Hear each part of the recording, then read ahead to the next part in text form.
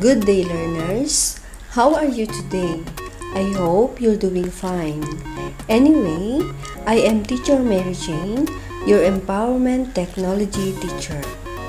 For today's topic, I am going to discuss the Rules of Netiquette in Lesson 2.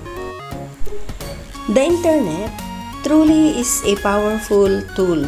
It can be used to promote your business, to gain new friends, and to stay in touch with the old ones. It is also a source of entertainment through games, online communities, and everything in between. But like most things in this world, there is always the other side of the coin. The Internet is one of the most dangerous places, especially if you do not know what you are doing with it. But there is no need to worry. It is never too late. Hopefully, by the end of this lesson, you are able to consider how you go about your use of the Internet. Let us discuss some items and see how risky is to share them. Let me discuss to you the online safety and security.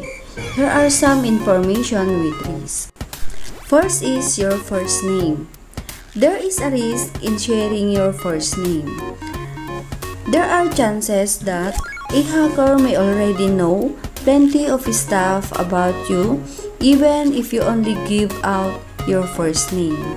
Likewise, you cannot just walk in a room and start introducing yourself to everyone.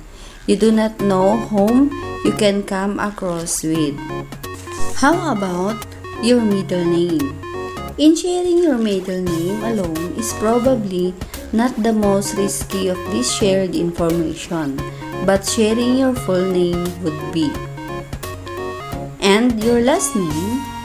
If sharing your first name is a small risk, having both your first name and last name is more risky.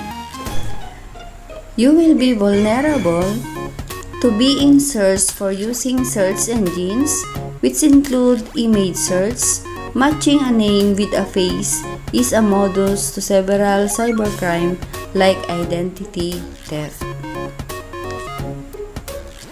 Another one is your birthday. Letting people know your birthday is probably a must if you want to get as many gifts as possible. But having it in your profile makes you vulnerable to identity theft. How about this type of information? Your address. Hopefully, you answered no to this one. Giving the Internet your number is one thing, giving them your address is a whole other level. It would be much easier for criminals to find you. And also your email address. It's a big no. How about your current and previous school? Did you share it? Most people who steal identities study their subject. They can use this information for verification purposes. Another is your cell phone number. Your cell phone number should never be posted over the Internet. The Internet is a public place. It is the same as posting your number on a billboard. You would not want random strangers to text you or call you, or worse, pretend that they are someone else. How about the name of your mother and your father? If you are posting their names, especially your mother's maiden name, in fact, you may have already encountered many websites that require your mother's maiden name as an answer to a secret question whenever you lose your password. So, it's a big no to share information about your father and mother's name. Disclosing this type of information is a huge risk. Strangers may pretend or use their identity to dupe you. Okay, so it's a big no also. Don't ever share this information to anyone. Let us proceed to how to be safe online. The internet is defined as the information superhighway. This means that anyone has access to this highway, can place information, and can grab that information. Any information, even things that you have set privately, they can be accessed one way to another. This time, let us define netiquette. Netiquette means internet plus etiquette. Netiquette means it is a set of rules for behaving properly online. The core Rules of Netiquette by Virginia Shea. It is respecting other users' views and displaying common courtesy when posting your views to online discussion groups. There are 10 rules of netiquette. Number 1 is remember the human. Remember the golden rule. Do unto others as you have others do unto you. Imagine how you feel if you were in the other person's shoes. Stand up for yourself, but try not to hurt people's feelings. Second, adhere to the same standards of behavior online that you follow in real life. It means that you follow the same standards you would if the interaction were face-to-face. Number 3, know where you are in cyberspace.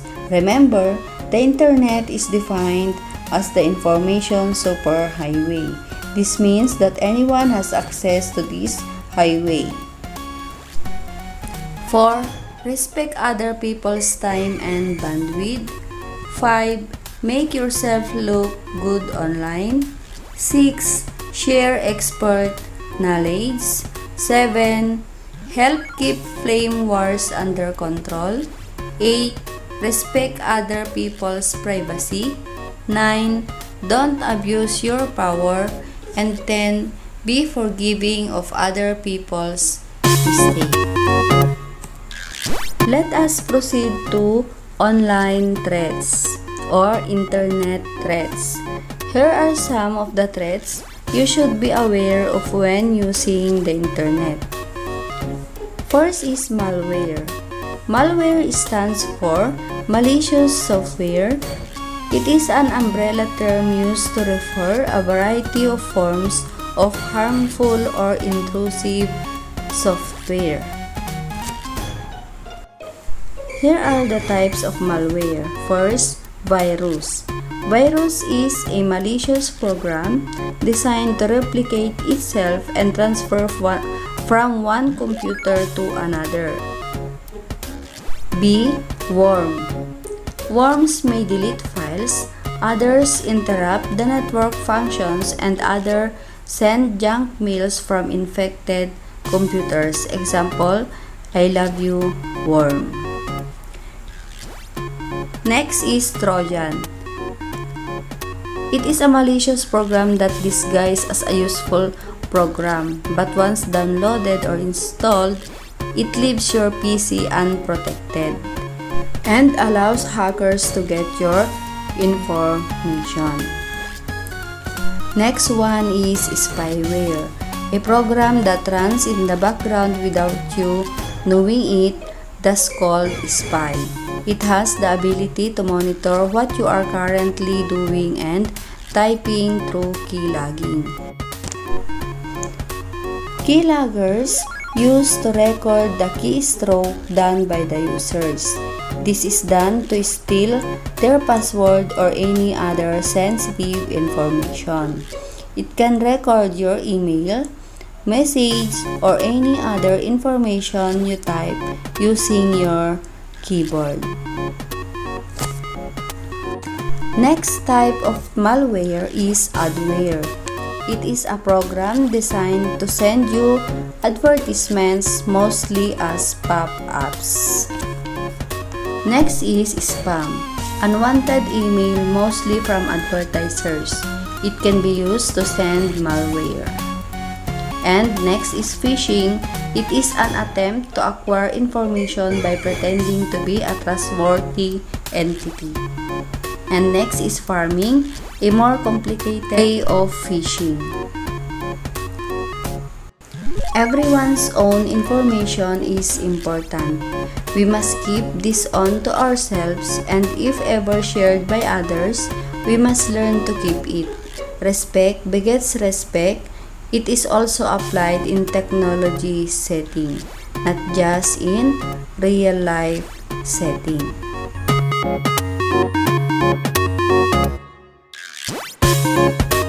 Before you post something over the internet, think before you click. Here are the things you might want to consider before posting something over the internet. Before you post something on the web, ask these questions to yourself. Would you want your parent to see it? Once you post something on the web, you have no control of who sees your post. So, before you post, think before you click. Second, your friends depend on you to protect their reputation online. Talk to your friends about this serious responsibility. Third, set your post to private. In this way, search engines will not be able to scan that post.